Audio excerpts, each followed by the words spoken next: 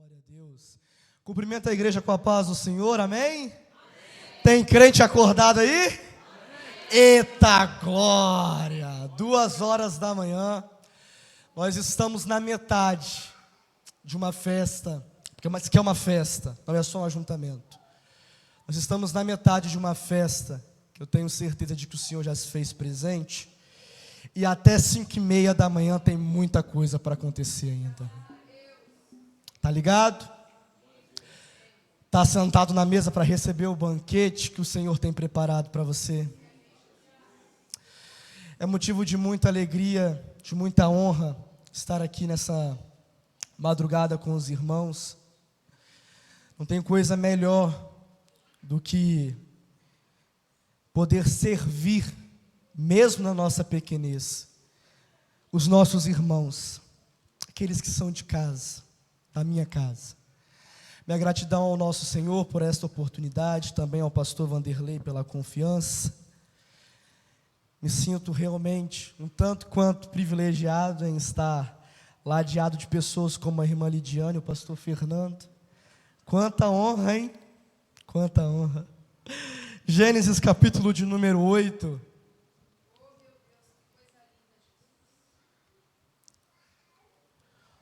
Papai quer falar um pouquinho com a gente sobre obediência ainda nesta madrugada. Gênesis capítulo de número 8, verso de número 20 e verso de número 21. Todos acharam, amém? Amém? Amém. Diz assim um texto sagrado. Levantou Noé um altar ao Senhor e, tomando de animais limpos e de aves limpas, ofereceu holocausto sobre o altar. Verso 21. E o Senhor aspirou o suave cheiro e disse consigo mesmo: não tornarei a amaldiçoar a terra por causa do homem, porque é mau o desígnio íntimo do homem desde a sua mocidade. Assentai, adorando ao nome do Senhor. Meus queridos, essa madrugada, se me permite, nós vamos fazer uma viagem para caminhar juntamente com um homem, com um personagem da nossa Bíblia, que traz inúmeros aprendizados que a gente não consegue extrair em apenas uma ministração. Fato é que eu não posso começar a pregação de hoje desde o capítulo de número 8. Há muito o que se dizer até chegarmos ao sacrifício de Noé. Noé vivia em um tempo onde a sociedade ela estava corrompida, estava no lamaçal. Se vocês pegarem, se é que eu posso dizer assim, e assim farei, os nossos tempos, os dias de hoje, e multiplicar por 1000, talvez ainda não chegue ao nível de iniquidade que se estava no tempo de Noé. Fato é de que não é à toa que o capítulo 6 de Gênesis começa relatando justamente como acontece a proliferação da raça humana e, por consequência, acontece também o crescimento da iniquidade no meio da sociedade. Por isso o texto começa a narrar um Senhor, um Deus que está totalmente apático, está totalmente com o coração entristecido com a tua criação. Nós vamos ver primeiro uma sociedade que se corrompeu sexualmente. Os filhos de Deus, o texto diz, os filhos de Deus estavam tomando para si mulheres que lhe agradavam. O Espírito do Senhor estava cada vez mais se desagradando. Como se não se bastasse, no verso 5, o Senhor está enxergando toda essa maldade sendo multiplicada. E aquilo que era uma corrupção apenas sexual está se tratando gradativamente a um nível tão catastrófico, que agora nós temos uma sociedade corrompida moralmente. Verso 5, viu o Senhor que a maldade do homem se havia multiplicado na terra, e que era continuamente mal todo o desígnio do seu coração. Só que no verso 9, no verso 8, a narrativa ela deixa de ser simplesmente uma narrativa catastrófica, porque no meio daquela situação toda, de calamidade, de uma sociedade corrompida, o Senhor ele faz questão de colocar os seus olhos em um homem, um rapaz. O texto narra uma sociedade corrompida até que chega Noé na história. E o verso 8 faz questão de deixar claro de que Noé não era um homem qualquer. Noé ele não tomou espaço, lugar nas escrituras sagradas por acaso. Noé ele era um homem, e assim eu posso dizer, cujo perfil está em falta nos nossos dias. Porque o texto ele vai colocar antes de qualquer coisa, antes de falar que Noé era íntegro, Noé era justo, vai colocar que Noé, ele achou graça aos olhos do Senhor. E parece algo muito simples, parece algo muito tranquilo, algo muito básico achar graça aos olhos do Senhor. Mas achar graça aos olhos do Senhor não é simplesmente colocar um terno e vir para o culto. Achar graça aos olhos do Senhor não é simplesmente vestir uma capa de santidade e acreditar que o seu papel enquanto cristão já está sendo cumprido. Achar graça aos olhos do Senhor é você, em meio à calamidade, em meio a uma sociedade corrupta, em meio a uma sociedade imergida no pecado, o Senhor poder olhar para você e falar: achei graça, porque é justo e é íntegro. E quando a gente vai caminhando um pouco mais no texto, isso aqui é algo extraordinário, e encontra que o termo achar graça, a expressão achar graça no original, denota o sentido de um Deus que está se inclinando, encurvando, para olhar aquele a quem ele achou graça. A coisa só fica melhor ainda. Porque o Senhor ele estava assim, olhando, percebendo, analisando todo aquele contexto de calamidade. Mas ele achou graça em um homem. E através deste homem, ele conseguiu reatar tudo aquilo que a criação dele tinha destruído. E meus queridos, quando a gente encontra no Senhor uma pessoa que se encurva, que se inclina, porque mesmo sem merecermos, ele acha graça, é motivo de nós glorificarmos a Ele, porque isso significa que Ele está muito atento a cada um de nós. Abrindo um parênteses aqui na história de Noé, se me permite, muitas vezes,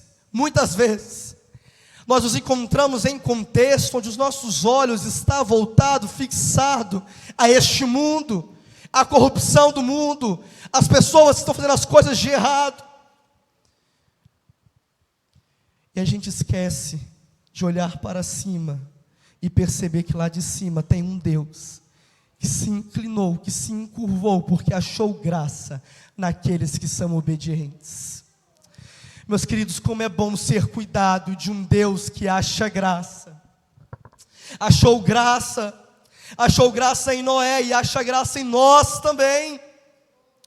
Toda vez que você escolhe ser obediente, toda vez que você escolhe seguir os preceitos do Senhor, todas as vezes que você escolhe dizer não para as coisas deste mundo, todas as vezes que você escolhe não seguir o sistema, o Senhor desce, inclina os olhos e fala: achei graça neste meu servo, achei graça nesta minha serva. Oh, meus irmãos, nós estamos no 28º dia de oração. Foram 28 dias, e eu tenho certeza de que se você foi um servo obediente, uma serva obediente, você orou, você clamou, o Senhor está contemplando. Mas muitas vezes a gente deixa passar desapercebido, a gente deixa passar a oportunidade que nós temos de sentirmos a contemplação do Senhor.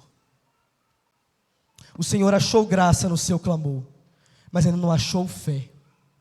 Por isso, está na hora de você começar a reestruturar e recalcular toda a sua rota, porque o Senhor, Ele se inclinou e está disposto a ouvir e atender o teu clamor, mas você tem que pedir, e pedir com fé. Não adianta pedir de qualquer forma, não adianta pedir de qualquer jeito. Obediência não basta, tem que ter fé, tem que pedir com fé, tem que pedir com ousadia, com veemência. Porque se você tem um Deus à sua disposição, que achou graça na tua obediência, você tem que se fazer um servo sábio. Por isso, recalcule a tua rota, repense a forma que você está orando, porque o Senhor, Ele está disposto, disponível para atender, mas você precisa orar e clamar com fé. Meus irmãos, não tem como. Obediência e fé andam lado a lado. Se você usa só um, esquece do outro, não adianta de nada. E o texto continua narrando a história de Noé. E agora sim Noé é apresentado como um homem justo, um homem íntegro entre os seus contemporâneos. A Bíblia faz questão de destacar aqui que Noé está sendo comparado a um mundo, a uma sociedade que era tão pecadora, mas tão pecadora, que o Senhor estava preparando um plano para destruir tudo aquilo que Ele havia criado. E eu acho lindo, porque quando Ele encontra em Noé, acha graça em Noé, acha em Noé o exemplo de retidão, acha em Noé um modelo de justiça, Ele faz questão de compartilhar com Noé o roteiro, o plano, aquilo que havia de acontecer. Então o cenário é catastrófico, mas eu tenho um Noé obediente. Lá fora a sociedade está imergida no pecado, mas eu tenho um Noé justo, um Noé obediente, um Noé que não se esqueceu que ainda é melhor obedecer do que se vender ao sistema.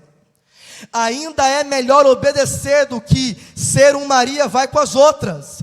Ainda vale a pena obedecer à voz do Eterno, em vez de seguir a manada. E Deus faz questão de ter um tete-a-tete com Noé, de modo que o Senhor compartilha o roteiro com Noé. E que roteiro é esse, Arthur? Eu te digo, a conversa de Deus com Noé, ela foi tão profunda, de que Deus, Ele faz questão de não apenas narrar o que iria acontecer, não apenas citar o dilúvio, não apenas falar a destruição que iria assolar a terra, mas o Senhor, Ele faz questão de compartilhar também com Noé a solução, aquilo que protegeria a casa de Noé, aquilo que traria proteção aos que são justos de fato. E se você observar bem, Deus é tão lindo, mas tão lindo, que o roteiro que o Senhor entrega a Noé, não inclui apenas, vai lá e faça uma arca, faça de qualquer forma, entra você e a sua família, porque vocês serão salvos, então pode entrar, faz qualquer coisinha, faz qualquer barquinho. O Senhor, Ele é tão maravilhoso, que Ele faz questão de dar os detalhes daquilo que deveria ser construído. Eu não estou aqui compartilhando nenhuma novidade com os irmãos conhecem a história. Mas por que é importante reforçar isso? Porque todas as orientações que Deus deu a Noé, do material, do tipo de madeira que deveria ser pego, até o revestimento de betume, e todas as medidas da arca, altura, largura e comprimento, tudo foi cumprido pelo servo Noé. Noé, ele fez questão de seguir à risca todo o roteiro estabelecido por Deus. Ele poderia ter questionado muitas coisas, inclusive a intenção do Senhor em mandar o dilúvio. Ele poderia ter questionado ao Senhor: Senhor, por que o Senhor vai fazer isso? É a tua criação. Ô Senhor, por que revestir de betume? Vamos revestir de outra coisa. Porque tem que ser esse tamanho tão grande, vai me cansar. Mas se teve uma coisa que Noé aprendeu com a desobediência dos seus contemporâneos, é que era melhor obedecer tintim por tintim, diretriz por diretriz. Todo o roteiro deveria ser seguido, porque o roteiro foi entregue por aquele que controla todas as coisas. E meus queridos, no meio desse roteiro, ele é tão detalhado que o Senhor ele faz questão até de falar qual seria a duração do dilúvio. Noé ele não estava ignorante ao ponto de poder falar que não estava munido de informações. O Senhor ele fez questão de detalhar um roteiro quase que perfeito. Por que quase que perfeito, Arthur? Nós vamos chegar lá. Deus ele deu as informações que eram necessárias para Noé. Noé faz a arca bonitinho. Ele escolhe obedecer às diretrizes que o Senhor entregou. E ele recebe do Senhor uma palavra muito profunda. O Senhor ele promete estabelecer uma aliança com Noé. Isso antes de arca ser construído. Isso antes de dilúvio começar a acontecer. E Deus muitas vezes vai fazer questão de nos confidenciar certos roteiros, meus irmãos, para testar a nossa fé nos meios dos dilúvios que nós estamos vivendo. Porque alguns domingos atrás o nosso pastor ministrou acerca de naufrágios, situações em que nós nos colocamos por desobediência em perigo. Mas nós precisamos também olhar para o texto e lembrar que existem cenários de desolação, cenários catastróficos, de que o Senhor vai nos colocar para nos ensinar alguma coisa. E assim foi com Noé. Deus não é um ser arbitrário a ponto de apenas querer matar todo mundo, todas as espécies e pronto. Deus tinha um negócio com Noé e compartilha isso com ele. Noé, existe uma aliança que será firmada contigo. E é muito fácil levar as palavras de promessas que Deus nos entrega quando nós não estamos no meio de um dilúvio. É muito fácil, meus queridos, a gente fingir que está tudo bem, levar na nossa bagagem, nas nossas costas, tudo aquilo que o Senhor falou conosco, mas todo o cenário que está ao nosso redor não parece convincente o suficiente para nós crermos. Só que não importa o que está faltando, não importa se o que falta para a arca ficar pronta é recurso, Ele vai prover. Não importa se o que falta para você entrar nessa arca é betume, é o tipo de madeira que é necessário, Ele vai prover, porque o Senhor Ele fez questão de relatar o roteiro tintim por tintim. Ele vai prover. A gente precisa aprender uma coisa na nossa vida de fé. Muita gente mente para a gente. Muita gente aponta o dedo na nossa cara e fala um monte de coisa, um monte de baboseira. Mas se tem uma pessoa, um ser, que não brinca quando o negócio é liberar uma palavra, que não brinca quando o negócio é cumprir aliança, que não brinca quando o negócio é cumprir promessa, é o Senhor. E Noé tinha fé e batia continência. Muito podia ser questionado. Meu Deus, a força do meu braço, Senhor, não vou conseguir construir uma arca sozinho. Meu Deus do céu, todo mundo vai zombar de mim, que história é essa de dilúvio? Senhor, é tanta madeira, é muita madeira mesmo, se prepara porque vai ter que carregar tábua, vai ter que pegar madeira. Mas Noé teve fé e foi, ele obedeceu. O texto vai continuar narrando, esse prenúncio do dilúvio, esse roteiro que o Senhor entrega nas mãos de Noé. E depois que o Senhor reforça suas orientações, mostra, informa como aconteceria a duração do dilúvio, o que seria necessário, quem entraria, como seria o processo. Chegou o tempo de começar a viver essa tempestade que foi premeditada pelo Senhor. Chegou o tempo de entrar na arca.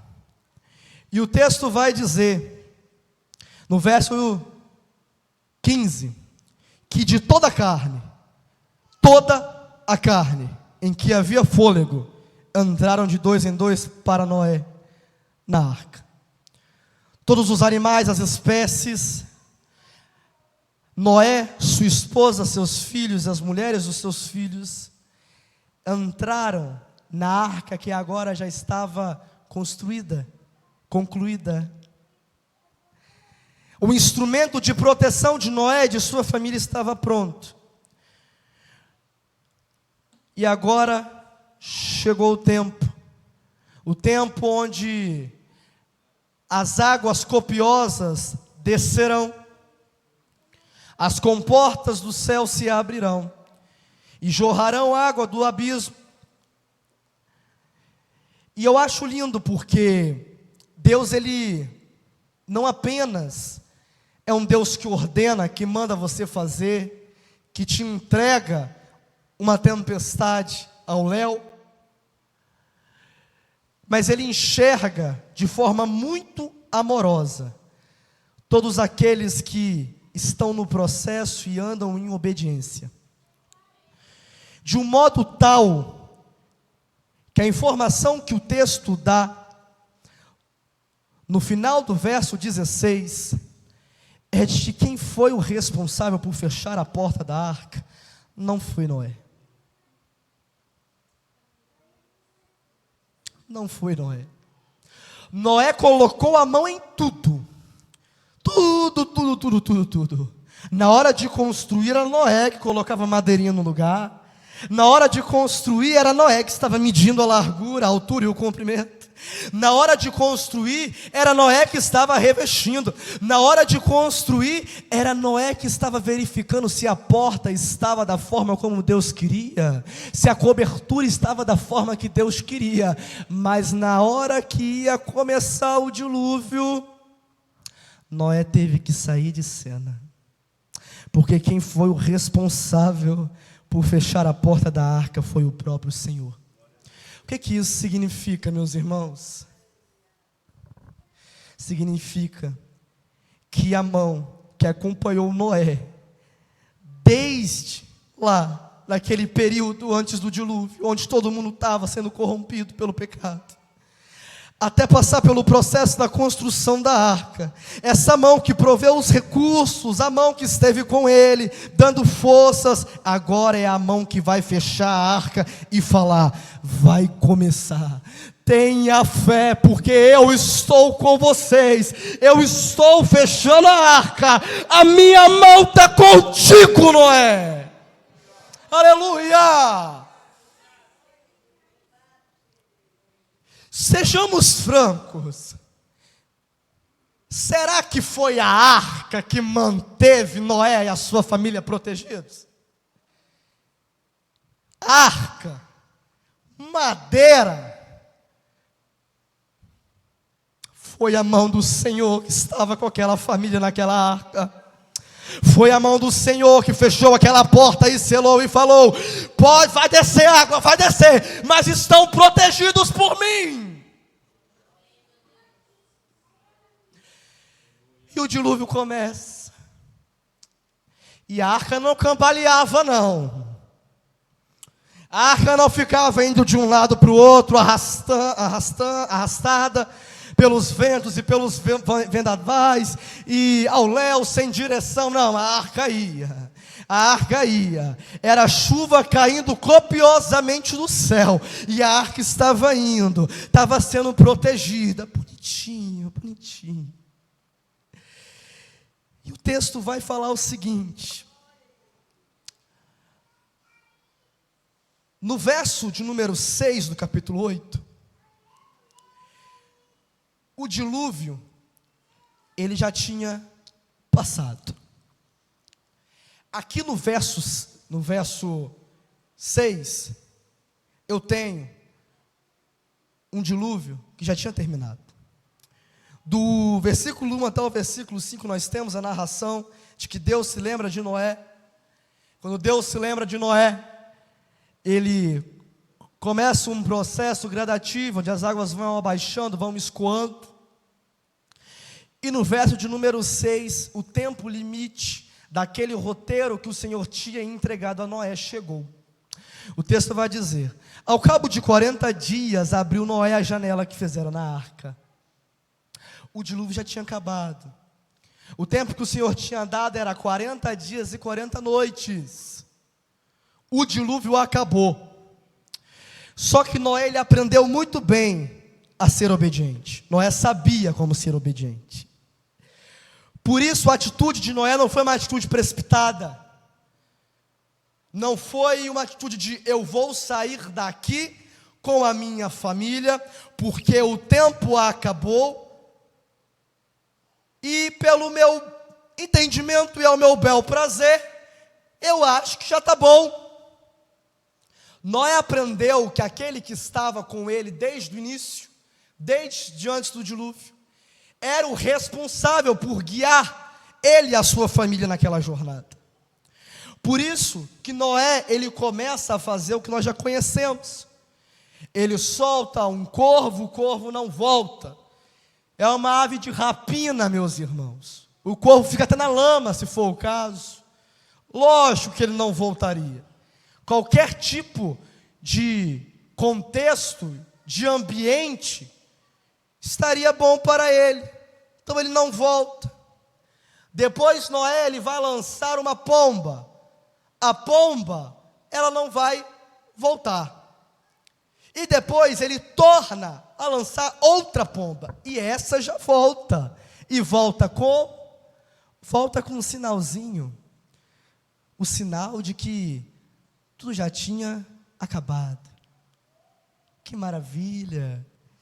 Chegou a hora então de descer. Chegou a hora de abandonar a arca. Chegou a hora da gente pular fora. Mas não foi o que Noé fez. Noé, depois de receber esse sinal, lançou mais uma pomba. E esta pomba não voltou. E ele ficou um tanto quanto, imagino, conjecturo eu, duvidoso. E pensou: meu Deus, será que as coisas elas realmente são melhores? Será que tudo já acabou? Será que as águas baixaram?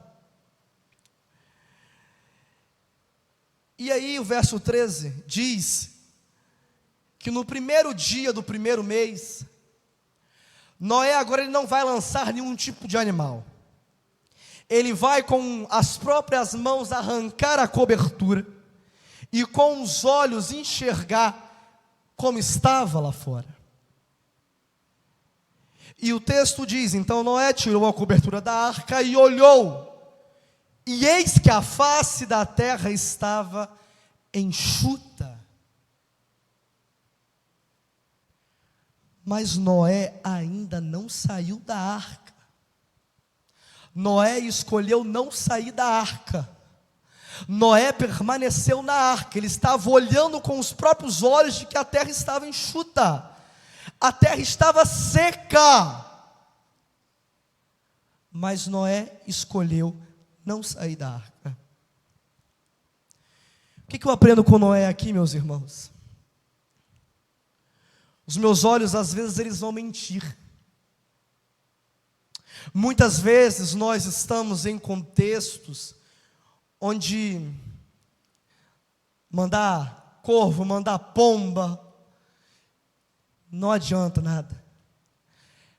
Às vezes até mesmo enxergar certas situações com os nossos olhos não vai adiantar nada. Porque tudo que a gente precisa para tomar uma decisão não são os nossos olhos falíveis, miseráveis, que pecam, que erram, que se precipitam, mas nós só precisamos da voz do Altíssimo. Nós só precisamos de uma palavra de Deus. Nós só precisamos tirar os olhos daquilo que nós estamos enxergando e parece que é benéfico, parece que é bom, parece que é a hora de sair, parece que é o momento de abandonar o lugar de proteção. A gente enxerga, está olhando, está seco. Meu Deus, está seco, eu já posso sair. Mas o texto diz que apenas depois de 1 mês e 27 dias, Deus decide falar: sai da arca. Deus decide falar: sai da arca. Muitas vezes o Senhor vai provar a nossa fé de uma tal forma, meus irmãos, mas de uma tal forma, de que a gente vai precisar desligar daquilo que nós estamos vendo, nos desligarmos daquilo que nós imaginamos que é bom para nós, e apenas abraçar a palavra do Senhor, porque Ele de fato sabe o que é melhor para a gente. É dele que provém a boa, perfeita, agradável do Senhor. É Ele que sabe o momento certo de tomar a decisão que você precisa tomar. Não adianta pedir sinal, não adianta pedir para Deus tentar fazer com que os teus olhos carnais contemplem. Existirão contextos que o Senhor fará questão de falar audivelmente para você entender. A ordem é minha, está liberado, eu fechei a arca e eu estou abrindo. Sai da arca, tu, a tua mulher, os teus filhos e as mulheres dos teus filhos. Isso aqui muitas vezes vai atrair a nossa carne para coisas que não convêm. E eu diria pior, coisas que até convêm, são lícitas, deveriam ser feitas sim, mas não chegou o tempo ainda. O Senhor está falando aqui nessa noite: enquanto eu não te dar a ordem, você não pode sair do lugar que eu te coloquei. Isso é coisa séria. Isso é muito sério. Ai, porque está melhor ali, está melhor acolá. Ai, porque ali parece estar mais bonito. Ai, porque não, está no momento de entregar. Não, eu não aguento mais. Deus já falou, Deus não falou nada. Está na hora de parar de colocar Deus em mentira que a gente fica criando. Mentira pesada. É mentira que não está comprometendo apenas a tua vida, não apenas o teu ministério. É mentira que não vai comprometer apenas a tua família. E meus irmãos, eu não estou falando que se comprometesse a tua família, a tua vida seria bom, porque acho que só de entendermos isso já seria um bom ponto para nós pararmos de mentir. Mas tem coisa que afetará gerações. Existem almas que estão sendo mortas todos os dias, por pessoas que escolheram tomar atitudes precipitadas, porque decidiram confiar nos olhos carnais, decidiram enxergar uma situação, e considerar na cabecinha, tão infantil e tão ingênua, de que chegou o momento de tomar uma decisão. Cadê a voz do Senhor no negócio? Cadê a aprovação do Senhor realmente no negócio? Noé sabia muito bem o peso de ouvir e obedecer a voz do Senhor. Ele sabia que o único que tinha ajudado a ele em meio a um cenário devastador foi o próprio Senhor. Ele sabia que ele só estava são e salvo naquela arca por causa do Senhor. Confiar em pomba para quê? Em corvo para quê? Nós precisamos cultivar uma intimidade com o Senhor de uma tal forma de que o nosso prazer, a nossa vontade não é apenas contemplar com os nossos olhos. Nosso prazer, nossa vontade precisa escutar a voz do Senhor dizendo: faça isso, faça aquilo, faça isso, faça aquilo, vá até aqui, não vá até... Nós precisamos desenvolver uma intimidade tal que a gente só consiga dar os nossos passos seguindo as diretrizes do Eterno. Tem muita gente do jeito que está hoje, da forma que está hoje, porque confiou no próprio olho, achou que estava tudo bem, mas não estava nada bem, se jogou no meio do restinho do dilúvio, estava quase vencendo, estava na beirola ali dos 40 dias,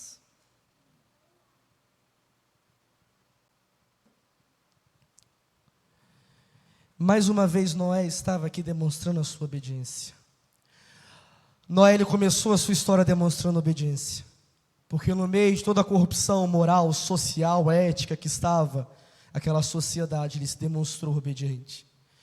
Noé se demonstrou obediente antes do dilúvio acontecer, porque ele seguiu tintim por tintim do roteiro que Deus tinha estabelecido, nem mais nem menos, nem acrescentar nem tirar. E agora Noé também está sendo obediente no momento de sair da arca. Noé sabia de que o ato do Senhor de selar aquela arca com aquela mão deu uma autoridade tal àquele contexto de que apenas o Senhor poderia abrir aquela porta novamente. E aqui eu não quero saber se a porta tinha ou não maçaneta. Uma coisa é certa, podia até ter. E se tivesse, seria até bom, porque isso só prova de que Noé não abriu a porta antes do tempo. Noé, ele não tomou a parte do negócio que não cabia a ele, cabia apenas a Deus. Cabra obediente. Como falta Noé nos nossos dias. Não é só justiça e integridade. Justiça e integridade é apenas parte daquilo que Noé era. Noé era um homem obediente. Noé era um homem obediente. E Noé sai. Noé sai juntamente com os seus filhos, com a sua mulher, com as mulheres dos seus filhos. Sai a bicharada todinha. E aqui a gente começa a chegar no versículo que eu separei aqui nesta noite. Porque Noé não se contentou apenas em ser obediente durante o processo. Noé, ele também decidiu ser obediente depois de tudo que tinha acontecido. Nós precisamos tomar cuidado, meus irmãos, de sair da arca, achar que o dilúvio acabou, que a situação de tempestade terminou, está tudo acabado. Agora eu abandono Deus, porque eu já usei Ele da forma que eu queria usar. Eu já instrumentalizei o Senhor como eu queria, então eu posso abandoná-lo. Minha família está sã e salva, por que eu vou continuar servindo a Ele? Não tem necessidade. Mas Deus não quer uma obediência facultativa apenas aos 40 dias do dilúvio. Deus quer uma eternidade obediente. Deus quer que nós sejamos obedientes dia e noite, 24/7. E aqui está Noé de novo. Olha Noé de novo aqui.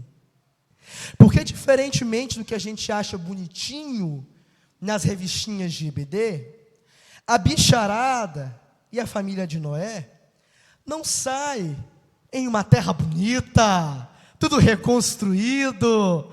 Olha as árvores, que lindeza.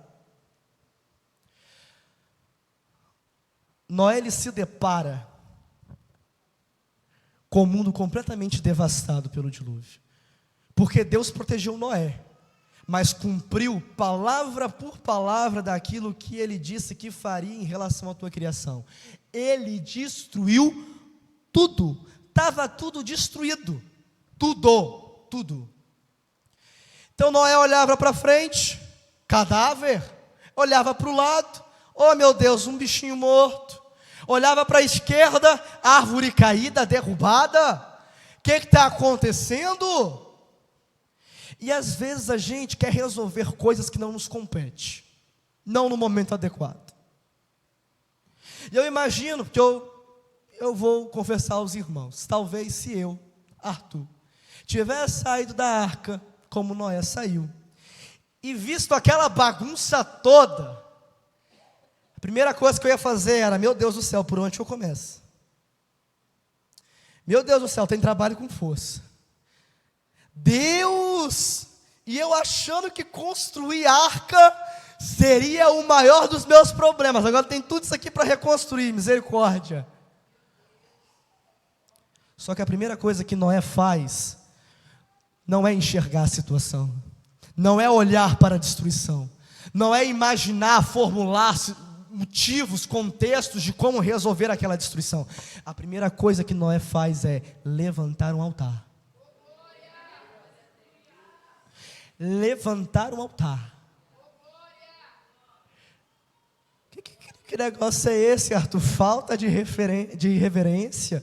Tem cadáver ali, tem cadáver acolá, e o homem decidiu criar um altar do nada.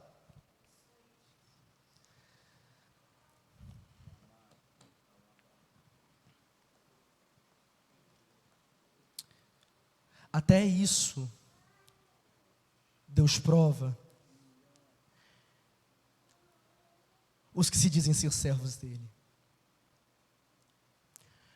Porque o levantar altar aqui de Noé, o edificar o altar de Noé aqui, não foi uma tarefa fácil. Eu diria, até de forma ousada, de que o edificar o altar aqui de Noé, não foi uma atitude de alguém que se sentiu vitorioso, não no primeiro momento. Como assim, Arthur? Eu acredito que Noé, ele também tinha um coração humano a ponto de entender e compreender de que ele tinha que se alegrar pelo fato de que a família dele estava salva, mas que havia uma criação toda que tinha sido destruída. E muitas vezes você vai se deparar nesse tipo de contexto, meu irmão, minha irmã. Olhe cá, olhe para cá. Muitas vezes você estará nesse tipo de cenário. Tudo destruído, tudo devastado. O dilúvio tirou tudo da terra, mas não tirou a tua gratidão, não tirou a tua fé. Por isso, faça uma gentileza para o Senhor, que tem guardado de ti tão bem, edifique um altar, independentemente do cenário que você está inserido. Pode estar tudo catastrófico, caindo aos pedaços, mas a tua responsabilidade e o teu papel como adorador ainda é edificar um altar. Ele te protegeu durante todo o processo. Edifique o altar. Ele livrou a tua casa, edifique o altar. Ah, Senhor, mas muita gente se perdeu. Verdade, mas edifique o altar por aquilo que você tem. Tira os seus olhos daquilo que foi perdido. Porque é isso que Satanás coloca na nossa cabeça. Uma semana de bênção, de vitória, recebi tudo aquilo que o Senhor tinha para me dar. Por conta de um dia, eu deixo de agradecer. Meu Deus do céu, o Senhor esqueceu de mim esta semana. O que aconteceu, meu Pai? Pequei contra ti. O ser humano teve 7 dias. 7 dias de bênção. E por conta de uma coisinha, deixou de agradecer pela bondade do Senhor que se renovou.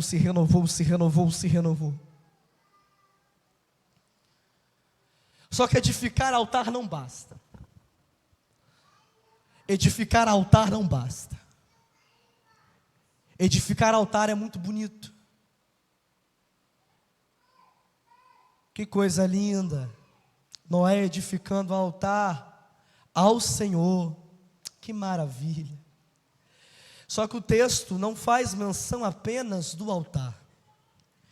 O texto não faz menção apenas do altar. O texto ele faz questão de colocar aqui a pureza dos animais que Noé usou para o sacrifício, não é por acaso. O texto diz de que quando Noé levanta o altar ao Senhor, ele toma animais limpos e aves limpas e oferece holocaustos. E esses holocaustos eles sobem ao Senhor de uma forma tal de que o Senhor, quando aspira aquele sacrifício, sente um suave cheiro.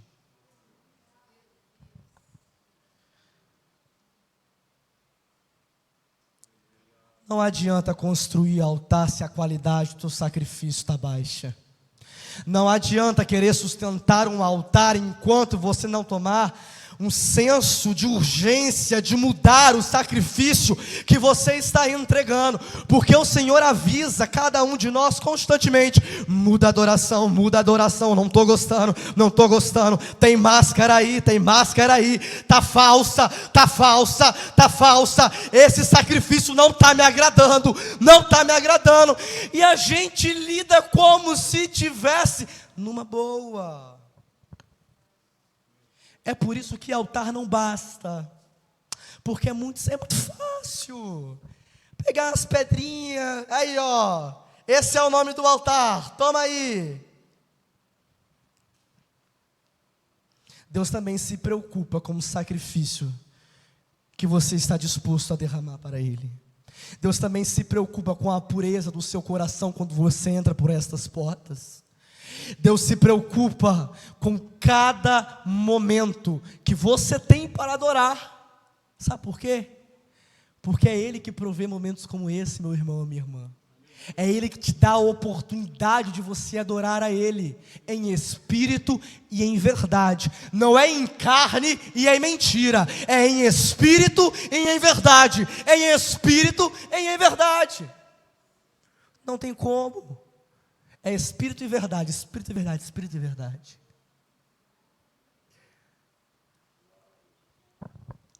Altar construído, altar edificado, sacrifício de excelência sendo dado. Que maravilha. Noé aqui está provando para Deus novamente que ele não mudou e que Deus, Ele também estava corretíssimo em olhar para aquele homem e achar graça nele.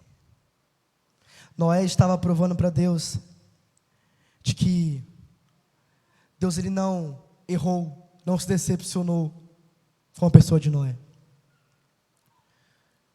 Noé ele se comportou como a pessoa lá do começo, a pessoa em que Deus achou graça, a pessoa obediente, justa, íntegra, reta, a pessoa em que Deus tinha confiado uma missão, um roteiro.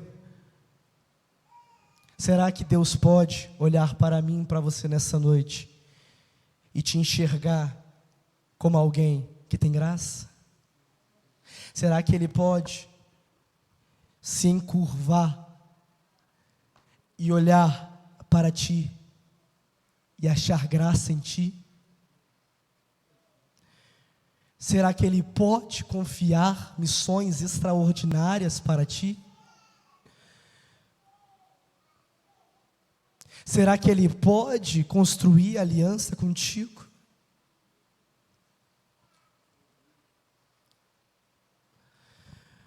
Porque agora, com esse suave cheiro subindo, o Senhor começa a cumprir o que estava escrito lá atrás.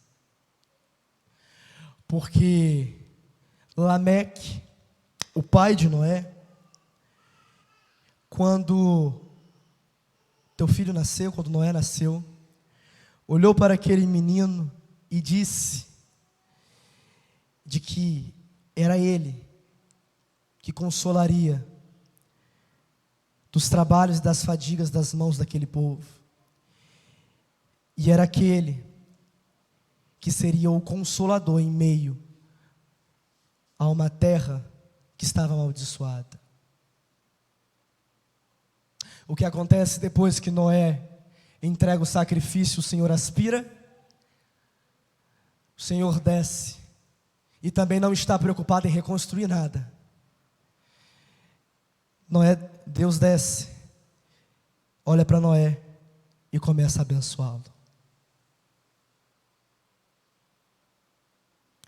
E aqui eu tenho o cumprimento da palavra de Lameque. Porque no meio de um contexto de maldição, no meio de um contexto de calamidade, no meio de um contexto de prostituição, no meio de um contexto terrível de pecado, existia um homem obediente, que não se contentou apenas em abraçar as palavras do seu pai Lameque, mas escolheu ele fazer a parte dele. Ele escolheu ser obediente. Ele escolheu ser de fato a pessoa que seria a bênção. Ele escolheu de fato romper com a maldição daquele lugar, daquele ambiente. Nós não podemos nos amparar, nos escorar apenas nas palavras dos nossos pais, nas bênçãos que são dadas a nós. Nós precisamos fazer essas bênçãos ser cumpridas através da nossa obediência. Nós precisamos nos posicionar e fazer valer todo o investimento, tudo aquilo que o Senhor tem nos dado, tudo aquilo que o Senhor tem nos atribuído como missão enquanto crentes aqui na terra. Será que o Senhor pode achar graça em você? Será que o Senhor pode, no meio disso tudo, confiar em uma Elisama, em uma Lidiana, em uma Sandra obediente? Porque tem bênção reservada. Tem bênção reservada. Tem bênção reservada para quem é obediente a papai. Não se contente apenas com as palavras que foram liberadas pelo seu pai ou pela sua mãe. Até mesmo porque eu não conheço cada um de vocês. Provável que as palavras que foram lançadas nem sejam de bênção. Aí que você não tem que se apegar mesmo. É a tua obediência que vai mostrar aonde você vai chegar. Noé poderia ser um dos tais que morreria. Seria um como os conterrâneos dele. Mas ele escolheu ser obediente. Ele escolheu ser obediente. E Deus não apenas abençoa. Deus não apenas abençoou Noé. Seria tão pouco da parte do Senhor, eu imagino ele olhando assim, meu Deus do céu. Preciso abençoar, preciso cumprir com aquilo que eu prometi. Deus faz uma aliança com Noé. Aliança tal que perdura até os dias de hoje. Deixa eu te contar uma coisa, eu já encerro. Você pode até não entender o dilúvio que você está passando, as concessões que você precisa fazer, a sua lógica que é contrariada pelo Senhor, que faz você exercer a sua fé constantemente. Você pode não entender nada, mas tem bênção reservada e tem bênção que vai superar a tua geração. É uma bênção tão grande, mas tão grande que não vai parar na sua geração. Ela vai se estender, vai se estender, vai se estender, vai se estender, mas você precisa ser obediente até o fim. Obediente até o fim. Manter a integridade lá do começo. E isso requer um altar edificado, requer um sacrifício de excelência. Coloque-se sobre os pés, por favor. Ministério de Música, dê um pulinho aqui.